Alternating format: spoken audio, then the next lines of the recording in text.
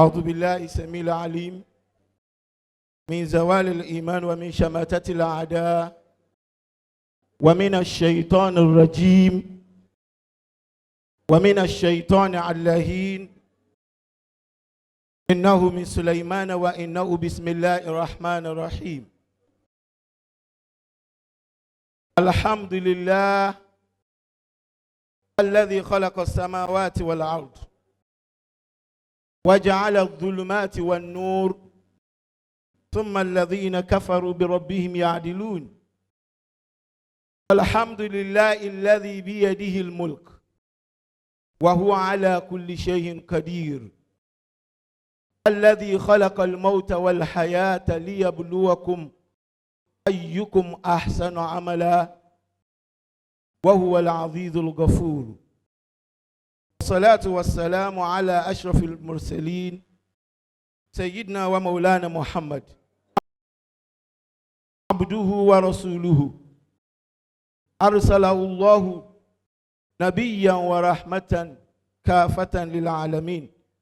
اللهم صل وسلم وبارك ورحم وترحم على سيدنا ومولانا محمد وعلى آل سيدنا ومولانا محمد صلاة تنجينا بها من جميع الأهوال والآفات وتقضي لنا بها جميع الحاجات وتطهرنا بها من جميع السيئات وترفعنا بها عندك أعلى الدرجات وتبلغنا بأقصى الغايات من جميع الخيرات في الحياة وبعد الممات. أجاكني الله أكبر. الله أكبر. أجاكتني الله أكبر. الله أكبر. Àwí alákọ̀ọ́kọ́, àwí ẹlẹ́ẹ̀kejì. Àfi kí ẹnìkan ju ẹni tó ṣe wípé òun náà ló lánàá. Òun ló lónìí. Ìjọ́ táwa tá ń bẹ tá a bá sí mọ́, òun náà ló tún máa wà in charge. Òun náà lọ́lọ́hun. Ó kí Ọlọ́hun. Kíkí tí mo ń kí Ọlọ́hun yìí torí ilé tí mo wà, mo sì ń wo bí mo ṣe fẹ́ darí ẹ̀ ni. Ọlọ́run ṣáà pẹ̀lú mi kó bá mi darí ẹ̀. Mo fẹ́ kí Ọlọ́run àwa tá a bá sì lè wí ká bá wa wí. La ilaha illallah, la ilaha illallah, la ilaha illallah, la ilaha illallah, la ilaha illallah, la ilaha illallah, la ilaha illallah, la ilaha illallah. Madaditu yadi ilayka likay, madaditu yadi ilayka likay tamudda yadayka wa yadi Allah. La ilaha illallah, la ilaha illallah. Litunkizani wa tusilani, litunkizani wa tusilani ila ma fi li rashadi. La ilaha illallah, la ilaha illallah. Ìyẹn ni mo fi kí Ọlọ́run. Èyí tó tún kù tí màá ṣe ni pé ẹni tó jẹ́ kí a mọ̀ Ọlọ́run, òun náà ni àná Muhammad Sallallahu alayhi wa sallam. Àwọn kan bẹ́ ń jókòó ń bí tó ṣe wípé mo gbọ́dọ̀ kí. Àmọ́ mo mọ̀ wípé wíwọlé mi yìí, ibi tí mo ń gbà wọlé, bọ́n ṣe ní kí n gbà ni. Èyí tí ń fi kí ànábì yẹn ọ̀rọ̀ ń bọ̀ lórí ẹ̀. Òun náà ni pé sọ̀láàtì wa taslimi wa azka tahiyyati. Allah Allah alal Mustafa al-Mukhtar. لخير البريات la ilaha illallah. Ẹ jájọ wí la ilaha illallah. Allah Allah Muhammadu Rasulullah. Al-Qur'anu kalamullah. Tó bá ṣe pé a kì í kú láyé, àbábá Muhammadu, àbábá Muhammada. Ọ̀kẹ́mẹ́ ọ̀kẹ́mẹ́ ọ̀kẹ́mẹ́ falẹ́gbàjì, àwa ò bá kan láyé. Ẹ jájọ wí la ilaha illallah. Allah la ilaha illallah. Allah Allah Muhammadu Rasulullah. Al-Qur'anu kalamullah. Gbogbo eléyìí tí mo ṣe, mo fi kí Ọlọ́run. Mo kì í sì kí Ànábì Muhammad. Kí Ọlọ́run orí ajé ní tẹ́tẹ́ kó máa bá ní Muhammad. Kíkẹ́ yẹn kó máa mọ̀ lórí ẹ̀, kó máa bá wọn tó bá lò gbà, kó máa bá wọn tó gbà fún, kó máa bá wọn tó gbà fáwọn tó gbà fún, kó máa bá gbogbo àwọn bàbá yẹn tó ṣe wípé àìsí wọn mọ́, a sì rò pé wọ́n sì wà ní torí impact tí wọ́n a ṣe ń rí láyé. Ọlọ́run ò lára wọn gbogbo wọn bẹ ń jókòó. Torí Kùránì ti jẹ́ ká mọ̀ wípé wala tahsabanna alladhina qutilu fi sabilillah. Gbogbo ẹni tó bá ṣe ti tọlọ́run tó fi kú, ẹ má rò pé òkú ni wọ́n o, àyè ni wọ́n o. Tọ́píìkì tán sì fún mi náà nìyẹn. Wípé tó báwo lèèyàn ṣe lè lólé ayé tó ṣe wípé tí ò bá sí mọ́, ayé ò mọ rántí ẹ̀ nítorí impact tó ní gbèsè ayé. Alákọ̀ọ́kọ́, mo kí bàbá wa, the chairman of today's event. Ọlọ́mọ ṣàbá kí yín. Mo kí ìyá wa náà. Látọ̀dọ̀ ìyá wa, mo fi kí gbogbo ẹ̀yin ìyá wa. Mo kí brother mi. Ìgbà tí mo rí invitation tí mo ń wò, mo ní ara ilé lẹni tó ń bọ̀. Ìgbà tí mo tó wá rí ojú, mo ní ẹ̀ráyé over 25 years ago. Láti fojú ríra wa. Mo wá kò látọ̀dọ̀ wọn. Mi mọ̀ bí mo ṣe fẹ́ kí bàbá mi. Torí àfáàdánjúmọ̀ mi mọ̀ tó ṣẹlẹ̀ báyìí o. Ní tẹ́ pè mí sí òrùpá gbára mi gbé o. Ẹni kí n wá tọ́ kéwú ni. Kéwú tẹ̀lẹ̀ ní kí n wá tọ̀. Iwájú àwọn àfáà mi náà lẹ́tí ní kí n wá tọ̀. Mo kí bàbá mi, bàbá wa Chief Imam mi Masa, Professor Lanre Badmus. Hafsahullah. Wara'ahu. Ọlọ́mọ ṣàbà kí yín. Àmín. Mo kí bàbá wa náà Professor Abdulgani Abimbola Abdulsalam.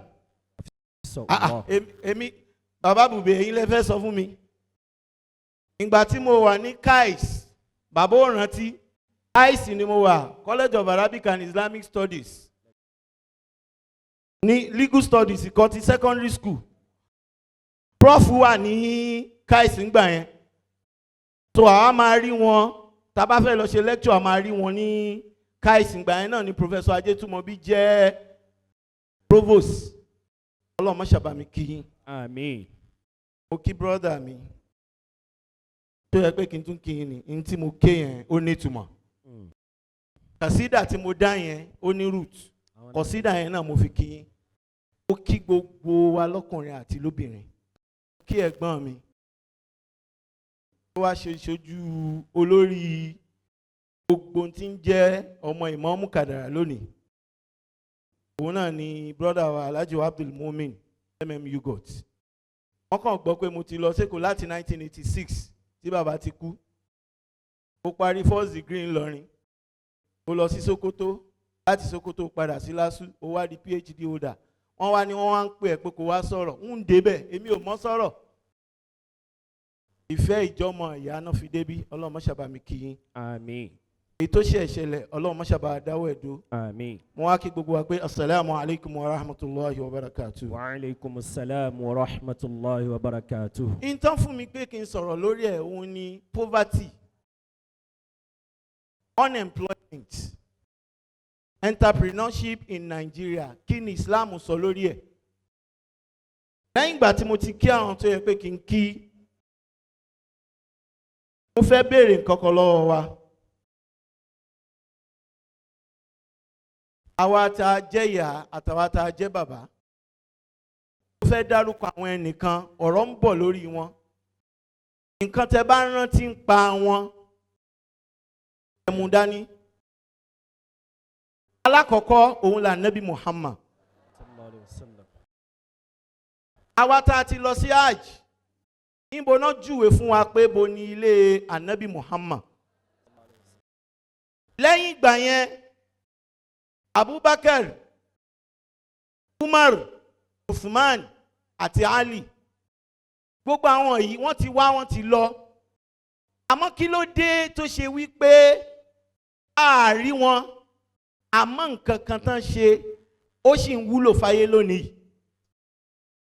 ṣé mò ń sọ̀rọ̀? ṣe ti ń rán àwọn gbogbo, ẹ ti ń fi pick àwọn ènìyàn. ó tún wá kú òun bẹ́ẹ̀. ó kí bàbá wa ọba Ìlọrin,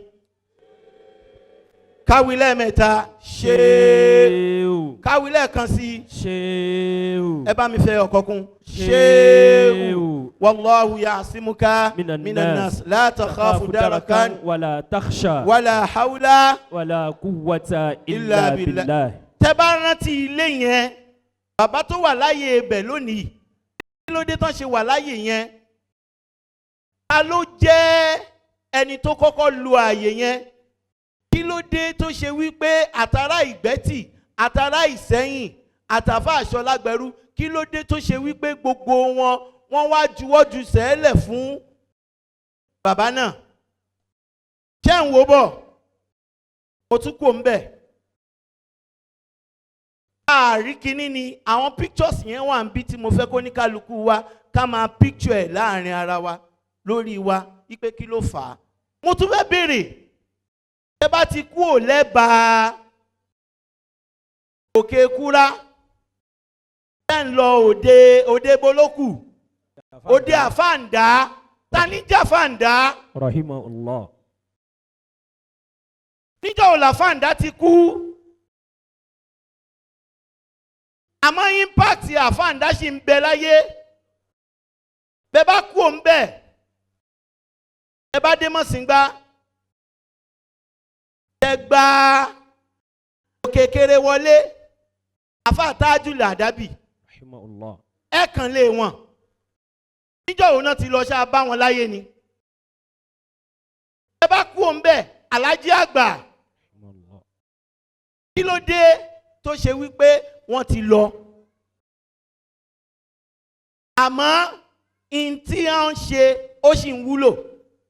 ẹ wá tún kú òun bẹ́ẹ̀, ẹ tọ́n báàkì, ẹ wá yà sí bíi pé ń lọ sí pópó Ògbọ́nná. roundabout yẹn, ẹ mọye orí tó wà ń bẹ̀. Ìlọrin nífa, wọ́n sọ wọ́n ní ìyàlì lórí torí wípé wọ́n fẹ́ káyé gbàgbé bàbá Ádámà. ṣé ti ń rójú àwọn tí mò ń sọ yẹn? chairperson wa wà lórí ìjókòó, Alhaja Dr. Rashida Ọládìméjì. nígbà tá à ń lọ sí ilé kéwu baba Sultan Mufassirin Ládéwọlé, a máa yà báyìí sí ilé baba Ọládìméjì. ṣèbáwọn kan lówó lánàá, kí ló dé tó ṣe wípé baba Ọládìméjì ṣì wà relevant lónìí? Kẹ́hìndé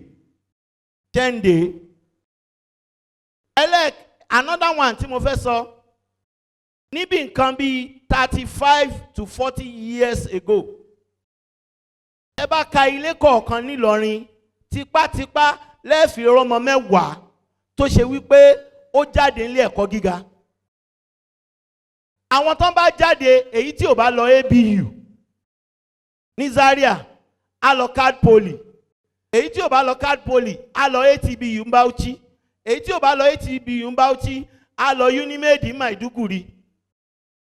Àmọ́ ńgbà tó tó ọwọ́ late 90s towards 2000 bọ̀dá wa kan ní Mọ̀sìngbà wọ́n di VC. Bọ̀dá ọba ṣe rántí àwọn náà, ṣe mọ̀ tán ṣe lọ́pọ̀lọpọ̀ wa yìí fi lè sọ wípé a lọ yunifásitì láà lọ sí nọ́ọ̀tì mọ́. Ṣe ti rójú tiwọn náà. Kí ló dé táyé ò fi ní gbàgbé wọn tán sì fi gbàgbé wọn? Ìtàn ń pè ní entrepreneur náà nìyẹn. Kò wò wípé láyé tí mo wà yìí,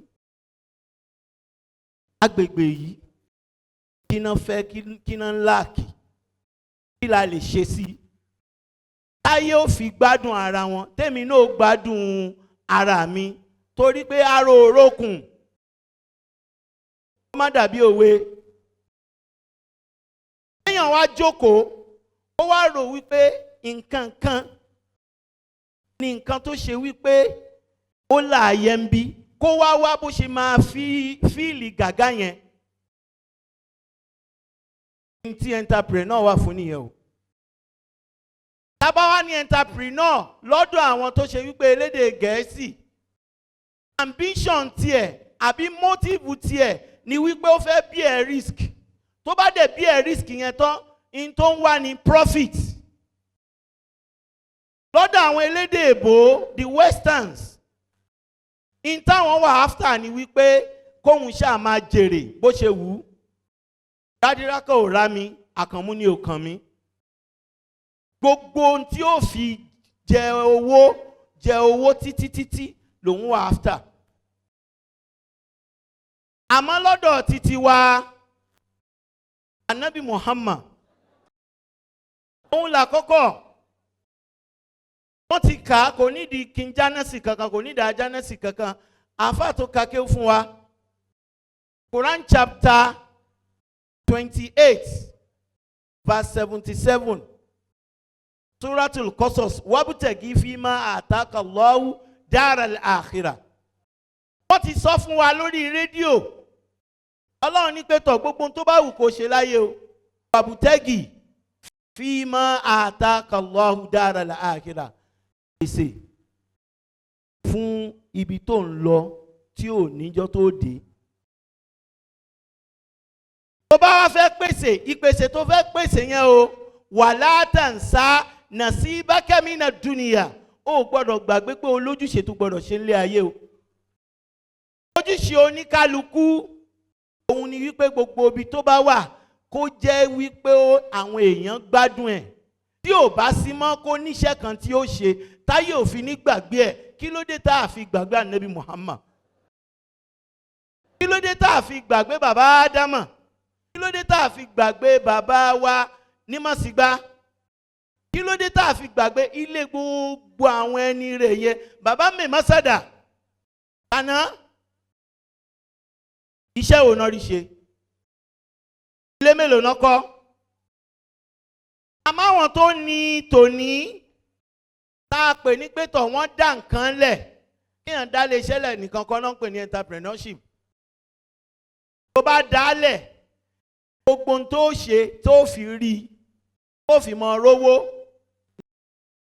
ní èdè ti Gẹ̀ẹ́sì lọ́dọ̀ àwọn tí èṣe mùsùlùmí, ní tó wà nìyẹn. Kó ní Sokoto, kó ní Kano. Àmọ́ síbẹ̀síbẹ̀ náà, àwa tá a jẹ́ mùsùlùmí, a máa ń rò wípé bóyá tiwa ò rí bẹ́ẹ̀. Bẹ́ẹ̀ dẹ̀ ni àwa gangan ló yẹ pé ká ní jù. Báwo la ṣe wá fẹ́ ní jù? Fẹ́ béèrè nǹkan kan. Òṣì, kí náà ń pè lóṣì?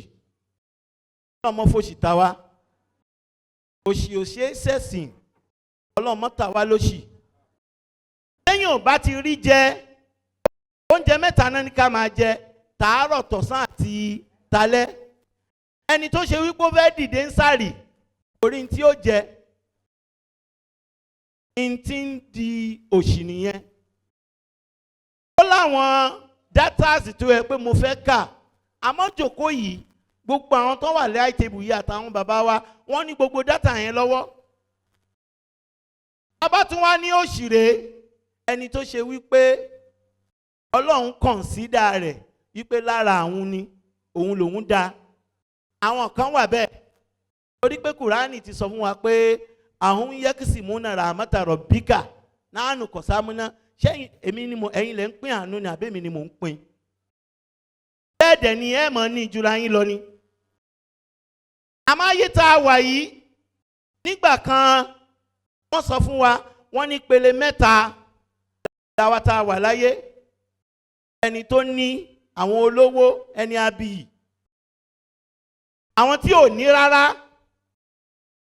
àtàwọn tó ṣe wípé àṣírí wọn ń bò. ẹgbọ́n mẹ́tẹ̀ẹ̀ta, the upper class, the middle class and the lower class. ọ̀láyé tòní tá a wà yìí lásìkò tá a wà lónìí ní Nàìjíríà méjì ní class tó wà. We have the upper class, àwọn tó wà lókè wọ́n ní lọ ní. ẹlẹ́ẹ̀kejì làwọn tó ṣe wípé wọn ò ní rárá, àwa la wá pọ̀ jù.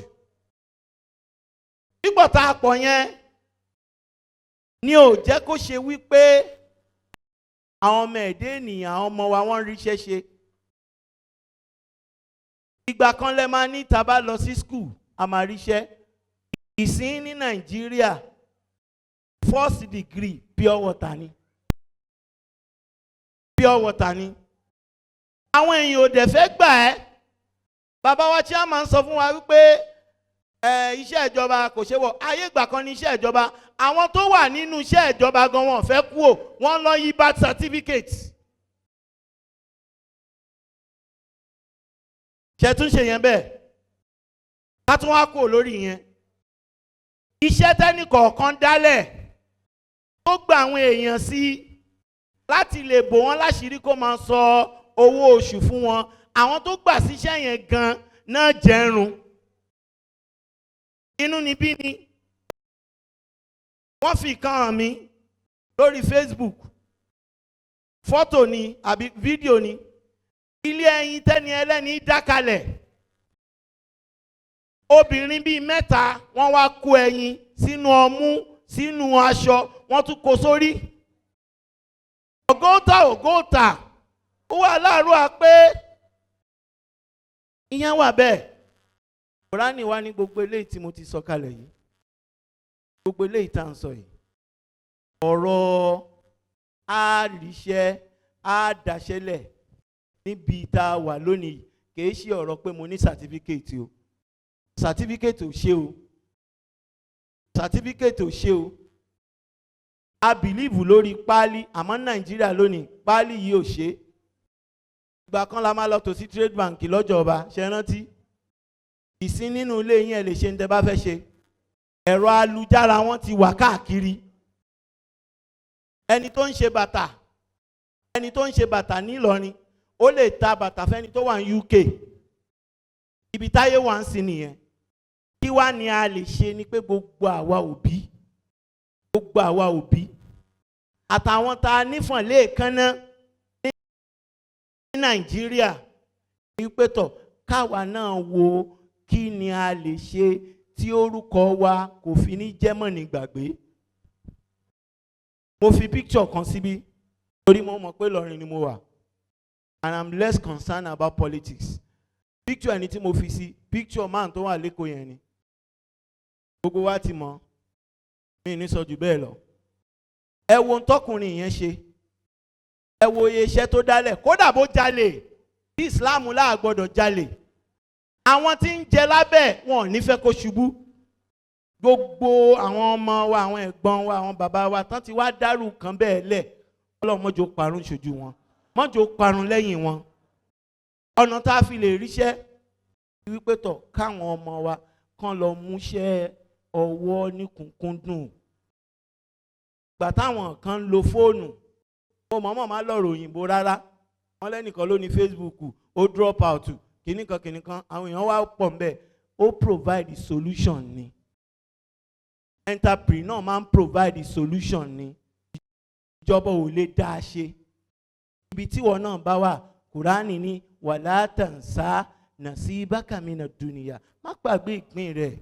Wàlá tabgil fasada fil ard. Wọ́n di òbílẹ̀ jẹ́. Nígbà tá a wà ń lockdown, ṣé iye tá à ń ra ráìsì ń sìn là ń rà? Ẹ wo tó ṣẹlẹ̀ láàrin Dangote àti Bua lórí. Last year, nígbà tán la wà ń lockdown, àwọn ará bíi náà ni wọ́n fún gọ́ọ̀mẹ̀ntì lówó ipe tó yá ẹ fi tọ́jú àwọn èèyàn, fi provide nǹkan fáwọn èèyàn. Ìgbà tí lockdown máa parí, kí ló ṣẹlẹ̀? Gbogbo nǹkan gbówó lókè. Àní ó bí problem yẹn àwa ni. Ìjọba tún ní pé tọ̀ ráìsì o ìntàmọ̀ jẹ́ o, ẹ jẹ́ ká máa provide ẹ̀ fúnra wa ń bì. Nígbà tí ìjọba wa ti gbogbo bọ́dà, lára àwa tá a wà ń bì, tá a wà ń bí láàrin ara wa, à ń fara nira wa. Ráìsì tá à ń provide, tá à ń manufacture ń bí, ó gbówó lókè. Kò wá ṣàánú mọ́. Òun wá ní Kùránì ní wàlá tabgil fil fasad, wàlá tabgil fil ardi fasad. Ẹ má di ẹni tó ṣe wípé abalẹ́jẹ́ abọ̀nà jẹ́ o. Torí pé ní tí mo fi bẹ̀rẹ̀ àyà yẹn ni wípé wabutagi fima atakallahu daral akhirah. Rántí pé òun padà bọ̀ wá bá mi. Gbogbo àwọn iṣẹ́ tá à ń ṣe, ayé tá a wà ní, ká ní àwa in an ideal society ni.